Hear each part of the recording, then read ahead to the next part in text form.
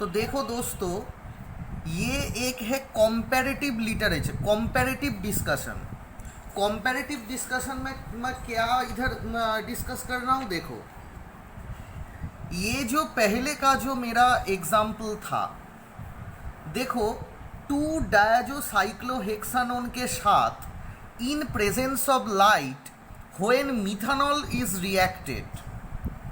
तो देखो इधर का जो थोड़ा मेकानिज्म में डिफरेंस है। मेकानिज्म में क्या डिफरेंस है, पहले देखो इधर क्या हो रहा था, ये जो माइनस है ये इधर आके रेजोनेंस में चला जा रहा है और ये डबल बॉन्ड उठ के इस कार्बन के ऊपर, मतलब इधर हो गया तुम्हारा एक नेगेटिव चार्ज। ये जो नेगेटिव चार्ज था इस कार्बन के ऊपर चला आया डबल बॉन्ड होके, एंड ये ऊपर उठ गया O माइनस। अब देखो ऑक्सीजन के ऊपर जो माइनस चार्ज है वो बैक करके इसके ऊपर चला आया। इधर क्या हुआ, देखो ये तुम्हारा कॉम्पेरेटिव में इधर एक मेन चीज़ तुम्हें दिखा रहा हूँ। देखो इधर इस कार्बन बॉन्ड के ऊपर तुम्हारा हेट्रोलाइटिक फिशन होके बॉन्ड का जो इलेक्ट्रॉन डेंसिटी है ये इस कार्बन के ऊपर चला आया, ठीक है। उसके बाद क्या हुआ था, ये नेगेटिव चार्ज इस कार्बन को अटैक कर रहा था एंड ये खोल के निकल जा रहा था। अब देखो उल्फ रीअरेंजमेंट में ये जो तुम्हारा कीटीन जो फॉर्म हो रहा है ना, ये जो तुम्हारा कीटीन फॉर्म हो रहा है उल्फ रीअरेंजमेंट में, पहले ये बॉन्ड नहीं टूटता। पहले क्या होता है, पहले एक तुम्हारे पास कार्बीन फॉर्म होता है, उसके बाद ये जो नाइट्रोजन है, नाइट्रोजन पहले निकल के पहले कार्बीन फॉर्म होता है, उसके बाद सेम होता है। मतलब कॉम्पेरेटिव लिटरेचर थोड़ा समझो। देखो ये माइनस इधर आया, ये बॉन्ड हेट्रोलाइटिक फिशन होके इस कार्बन के ऊपर चला आया, ओके, नो डाउट, ठीक है। अब देखो ये जो माइनस है ये माइनस इधर आया, कार्बन ऑक्सीजन का इलेक्ट्रोनेगेटिविटी ज़्यादा होने के लिए बॉन्ड का इलेक्ट्रॉन डेंसिटी किसके ऊपर चला गया, बॉन्ड का इलेक्ट्रॉन डेंसिटी ऑक्सीजन के ऊपर चला गया, ठीक है। अब ध्यान से देखो ये ऑक्सीजन के ऊपर जो नेगेटिव चार्ज है वो बैक करके कार्बन एंड ऑक्सीजन के बॉन्ड के ऊपर चला आया। तो पहले मैं क्या बोला था, पहले मैं बोला था ये बॉन्ड डिसोसिएट करके इधर चले आया, पर मैंने अगर कार्बीन पाथवे से देखता हूँ तो देखो क्या होता है, इधर जो डबल बॉन्ड है वो डबल बॉन्ड का हेट्रोलाइटिक फिशन होके बॉन्ड का जो इलेक्ट्रॉन डेंसिटी है वो इलेक्ट्रॉन डेंसिटी इस कार्बन के ऊपर चला आया। एज ए रिजल्ट ये जो कार्बन एंड नाइट्रोजन है, ये जो पूरा N2 लिंकेज है प्लस होके इधर बैठा हुआ है, तो ये जो बॉन्ड का इलेक्ट्रॉन डेंसिटी है हेट्रोलाइटिक फिशन होके एज ए नाइट्रोजन होके निकल गया। तो क्या हो गया, देखो ये बॉन्ड का इलेक्ट्रॉन डेंसिटी इस कार्बन के ऊपर चला आया। मतलब क्या है, एक नेगेटिव चार्ज होना चाहिए था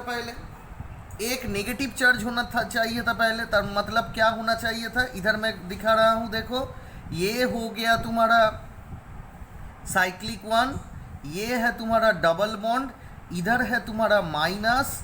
अब देखो क्या है, N ट्रिपल बॉन्ड N हो गया और इधर है तुम्हारा प्लस चार्ज, ठीक है। अब देखो ये जो बॉन्ड है इसका इलेक्ट्रॉन डेंसिटी क्या है, इलेक्ट्रॉन डेंसिटी नाइट्रोजन के तरफ शिफ्ट हो रहा है। तो एज ए रिजल्ट बॉन्ड का हेट्रोलाइटिक फिशन होके ए नाइट्रोजन होके निकल गया। तो अब अगर नाइट्रोजन होके निकल गया तो इधर क्या होगा, एक कार्बीन फॉर्म हो जाएगा तुम्हारा, ओके। मतलब सी, इधर जो C है दोनों के तरफ देखो दोनों बॉन्ड है।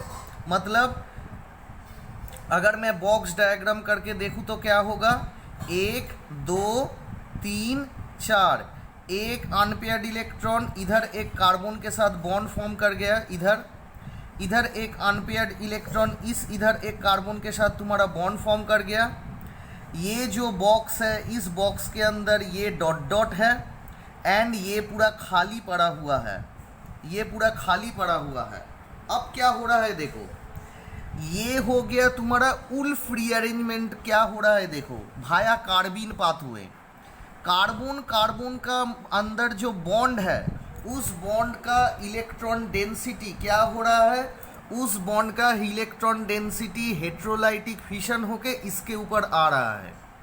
तो पहले मुझे देखना पड़ेगा कि ये वाला स्ट्रक्चर क्यों हो रहा है। तो देखो ये इधर आके तुम्हारा हो गया रिंग, उसके बाद ये है तुम्हारा कार्बीन, उसके बाद ये है तुम्हारा डबल बॉन्ड O। ये जो बॉन्ड का इलेक्ट्रॉन डेंसिटी है इसका हेट्रोलाइटिक फिशन होके इसके ऊपर चला आया। स्टेप बाय स्टेप देखो तो क्या हुआ, ये जो था ये बॉन्ड अभी टूट गया, टूट के ये तुम्हारा इसके ऊपर चला आया। तो इधर तो ये था, तो देखो क्या हुआ, इधर है माइनस बॉन्ड, इधर बॉन्ड, ये हो गया तुम्हारा डॉट डॉट मतलब कार्बीन फॉर्म, ये हो गया तुम्हारा डबल बॉन्ड O एंड ये हो गया तुम्हारा प्लस चार्ज। ठीक है ना। अब देखो क्या हो रहा है, अब ये जो माइनस है ये माइनस इस कार्बन को अटैक किया। तो अगर ये माइनस इस कार्बन को अटैक करता है तो क्या हो गया देखो, 1 2 3 4 5 पाँचों के पाँचों कार्बन का एक रिंग फॉर्म हो गया। ठीक है।